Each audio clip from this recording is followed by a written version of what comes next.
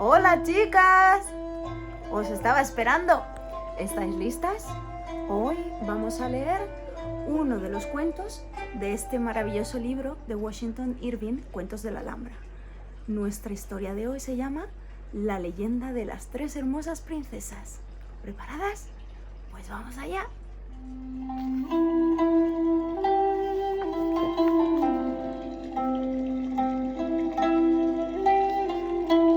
La leyenda de las tres hermosas princesas. En tiempos antiguos reinaba en Granada un príncipe moro llamado Mohamed, al cual sus vasallos le daban el sobrenombre de El Haigari, esto es, el zurdo.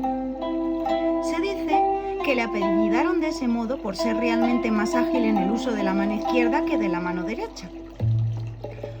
Otros afirman que se lo aplicaron porque solía hacer al revés todo aquello en que ponía mano. O más claro, porque solía echar a perder todos los asuntos en que se entremetía. Lo cierto es que ya por desgracia o por falta de tacto, estaba continuamente sufriendo 1000 contrariedades.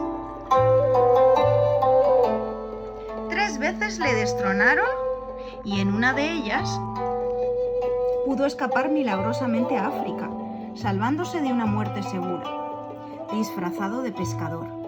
Sin embargo, era tan valiente como desatinado, y aunque zurdo, esgrimía su cimitarra con maravillosa destreza, por lo que consiguió recuperar su trono a fuerza de pelear. Pero en vez de aprender a ser prudente en la adversidad, se hizo obstinado y endurecido su brazo izquierdo en sus continuas terquedades. Las calamidades públicas que atrajo sobre sí y sobre su reino pueden conocerse leyendo los Anales Arábigos de Granada, pues la presente leyenda no trata más que de su vida privada. Paseando a caballo cierto día, Mohamed, con gran séquito de sus cortesanos, por la falda de Sierra Elvira, tropezó con un piquete de caballería que regresaba de hacer una escaramuza en el país de los cristianos. Conducían una larga fila de mulas cargadas con botín y multitud de cautivos de ambos sexos. Entre las cautivas venía una cuya presencia causó honda sensación en el ánimo del sultán. Era esta una hermosa joven ricamente vestida que iba llorando sobre un pequeño palafrén sin que bastaran a consolarla las frases que le dirigía una dueña que la acompañaba. Prendóse el monarca de su hermosura e interrogado acerca de ella el jefe de la fuerza, supo el rey que era la hija del alcaide de una fortaleza fronteriza que habían sorprendido y saqueado durante la incursión. Mohamed pidió la bella cautiva como la parte que le correspondía de aquel botín y la llevó a su harén de la Alhambra. Se inventaron en vano 1000 diversiones para distraerla y aliviarla de su melancolía. Por último, el monarca, cada vez más enamorado de ella, resolvió hacerla su sultana.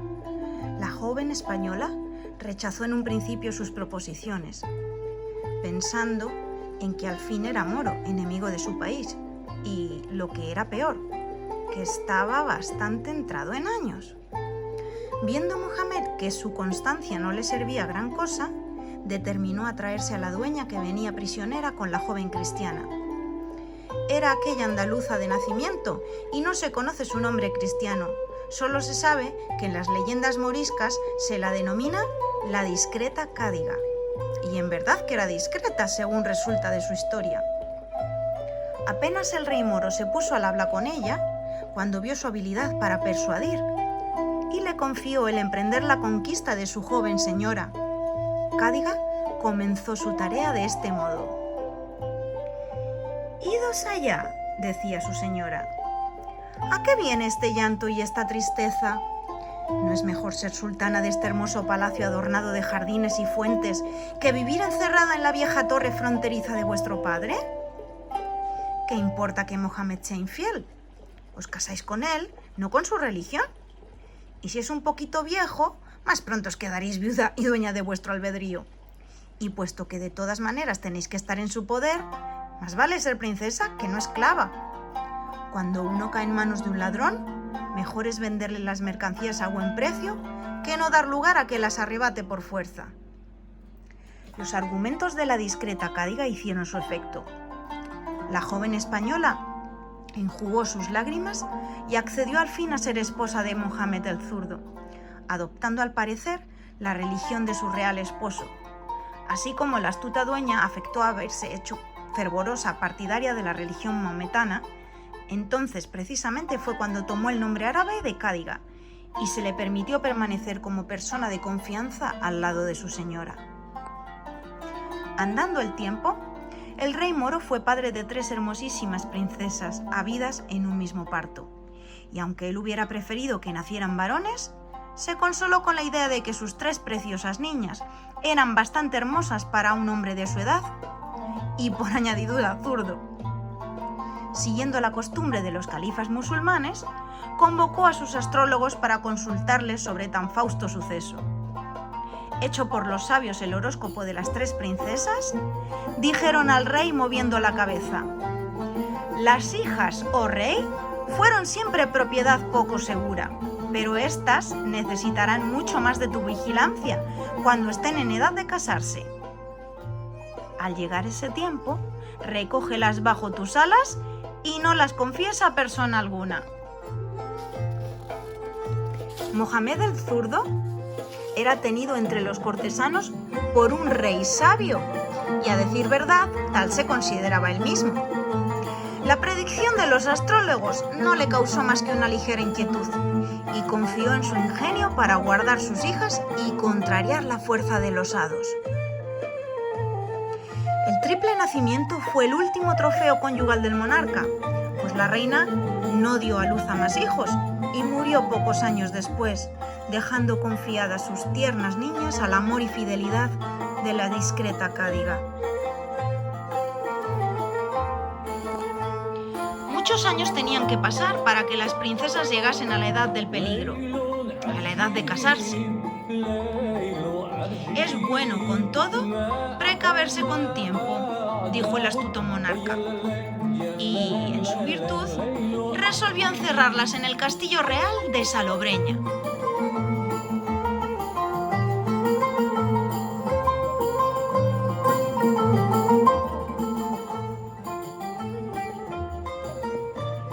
Era este un suntuoso palacio incrustado en una inexpugnable fortaleza morisca situada en la cima de una montaña, desde la que se dominaba el mar Mediterráneo, sirviendo de regio retiro, donde los monarcas musulmanes encerraban a los parientes que les estorbaban, permitiéndoles fuera de la libertad todo género de comodidades y diversiones, en medio de las cuales pasaban sus días en voluptuosa indolencia. Allí permanecieron las princesas separadas del mundo, pero rodeadas de comodidades y servidas por esclavos que les adivinaban todos sus deseos. Tenían para su recreo deliciosos jardines llenos de las frutas y flores más raras, con arboledas aromáticas y perfumados baños. Por 3 lados daba vistas el castillo a un delicioso valle, hermoso y alegre por su rica y variada vegetación, y limitado por las altas montañas de la Alpujarra, y por el otro lado dominaba el ancho y resplandeciente mar. En esta deliciosa morada, gozando de un clima plácido y bajo un cielo despejado, las 3 princesas crecieron con maravillosa hermosura, y aunque todas se educaron del mismo modo, daban señales prematuras de su diversidad de carácter. Se llamaban Zaida, Zoraida y Zorahaida, y este era su orden por edades, pues habían tenido 3 minutos de intervalo al nacer. Zaida, la mayor, era de espíritu intrépido y siempre se ponía al frente de sus hermanas para todo, lo mismo que hizo al nacer. Era curiosa y preguntona, y amiga de profundizar el porqué de todas las cosas. Zoraida era apasionada de la belleza, por cuya razón, sin duda, se deleitaba mirando su propia imagen en un espejo o en las cristalinas aguas de una fuente, y tenía delirio por las flores, por las joyas, por todos aquellos adornos que realzan la belleza y la hermosura. En cuanto a Zorahaida, la menor, era dulce, tímida y extremadamente sensible, derramando siempre ternura, como se podía apreciar a primera vista, por las innumerables flores, pájaros y otros animalitos domésticos que cuidaban con el más entrañable cariño. Sus diversiones eran sencillas, mezcladas con meditaciones y ensueños. Se sentaban horas enteras en un anjimez, fija la mirada en las brillantes estrellas de una noche de verano o en el mar rielado por la luna. Y entonces la canción de un pescador, débilmente oída desde la playa, o los acordes de una flauta morisca desde alguna barca que cruzaba, eran suficientes para extasiar su ánimo.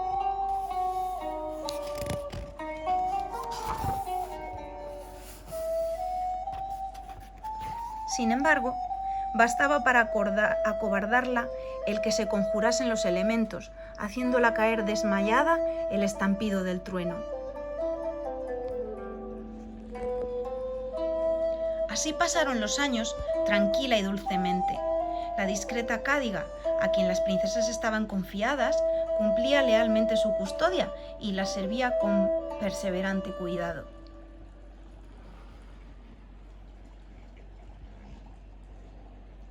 El castillo de Salobreña, como ya se ha dicho, estaba construido en la cúspide de una colina a orillas del Mediterráneo.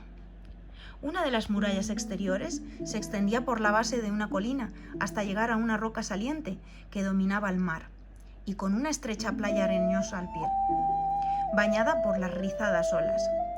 La pequeña atalaya que se levantaba sobre esta roca se había convertido en una especie de pabellón, desde cuyos ajimeces, cubiertos con celosías, se podía aspirar la brisa del mar. En aquel sitio pasaban las princesas las calurosas horas del mediodía.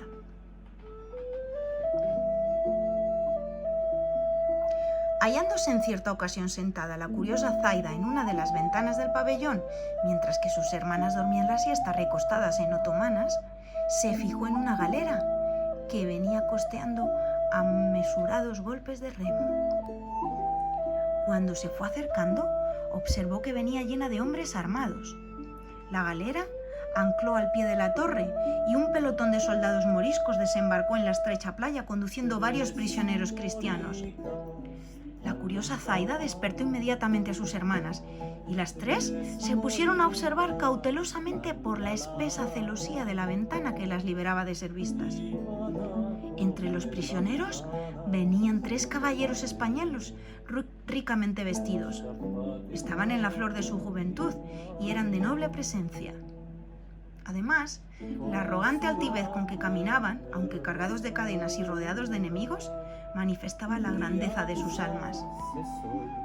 Las princesas miraban con profundo y anhelante interés, y si se tiene en cuenta que vivían encerradas en aquel castillo, rodeadas de siervas y no viendo más hombres que los esclavos negros y rudos pescadores, ¿cómo ha de extrañarnos que produjera una gran emoción en sus corazones la presencia de aquellos 3 apuestos caballeros radiantes de juventud y de varonil belleza?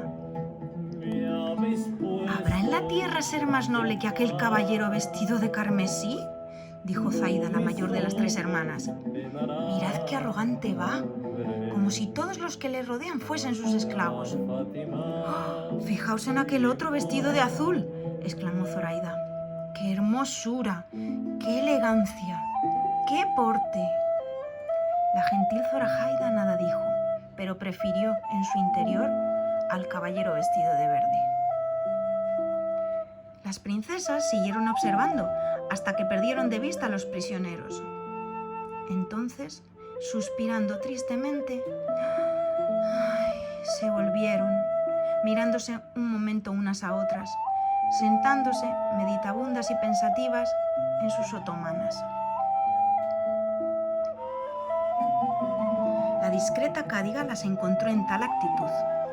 Contáronle ellas lo que habían visto, y aún el apagado corazón de la dueña se sintió también conmovido.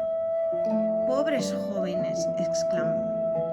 Apostaría que su cautiverio deja presa del más profundo dolor el corazón de algunas damas principales de su país. «Ay, hijas mías, no tenéis una idea de la vida que hacen estos caballeros en su patria.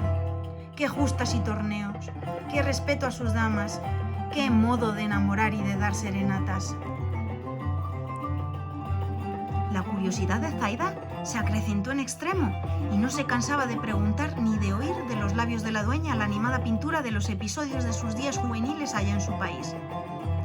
La hermosa Zoraida se reprimía y se miraba disimuladamente en un espejo cuando la conversación recayó sobre los encantos de las damas españolas, en tanto que Zoraida ahogaba sus suspiros cuando oía contar lo de las serenatas a la luz de la luna.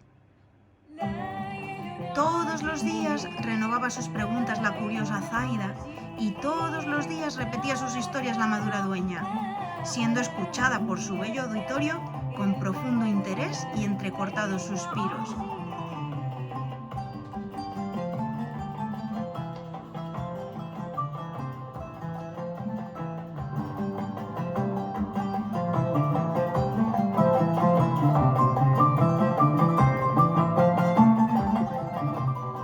Al fin, la astuta vieja cayó en la cuenta del daño que acaso estaba ocasionando. Ella se había acostumbrado a tratar a las princesas como niñas, sin considerar que insensiblemente habían ido creciendo y que tenía ya delante de sí 3 hermosísimas jóvenes casaderas. Ya es tiempo, pensó la dueña, de avisar al rey.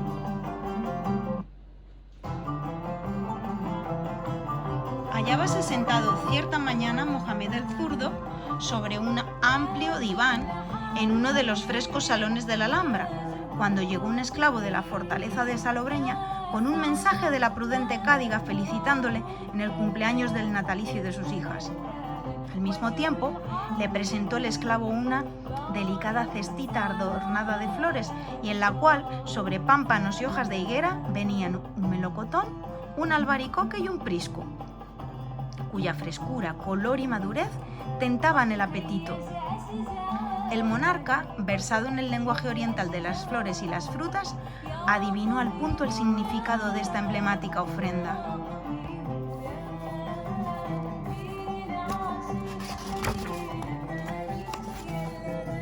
Ya ha llegado, dijo, el periodo crítico señalado por los astrólogos. Mis hijas están en la edad de casarse. ¿Qué haré? Están ocultas a las miradas de los hombres y bajo la custodia de la discreta cádiga.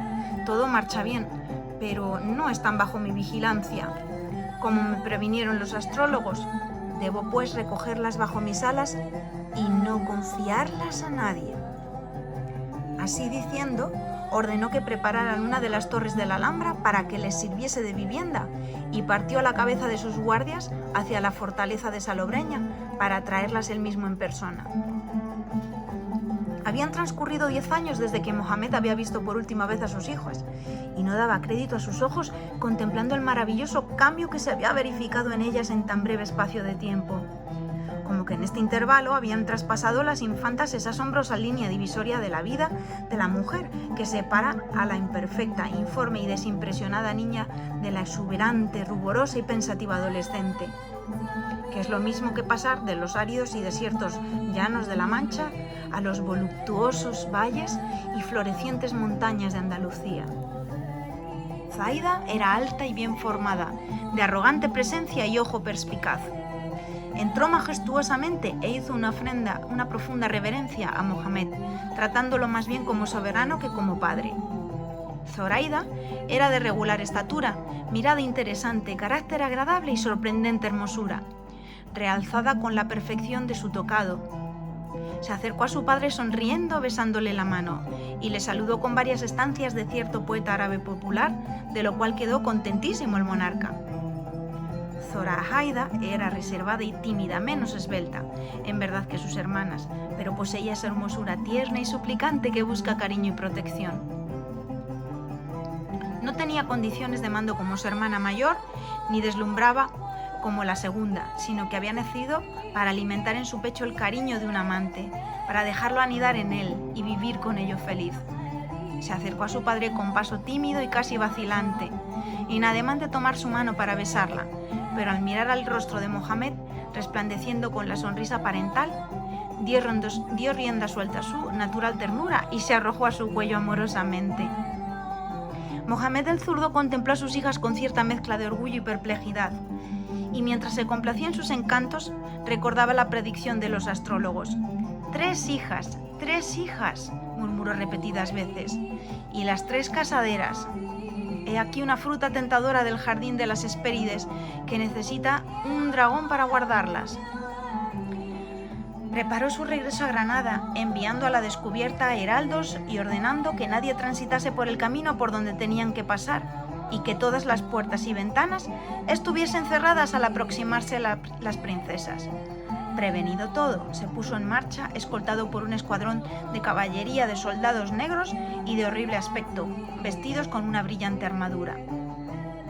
Las princesas cabalgaban junto al rey, tapadas con tupidos velos, en hermosos palafrenes blancos, con arreos de terciopelo bordados en oro que arrastraban hasta el suelo. Los bocados y estribos eran asimismo de oro, y las bridas de seda, recamadas de perlas y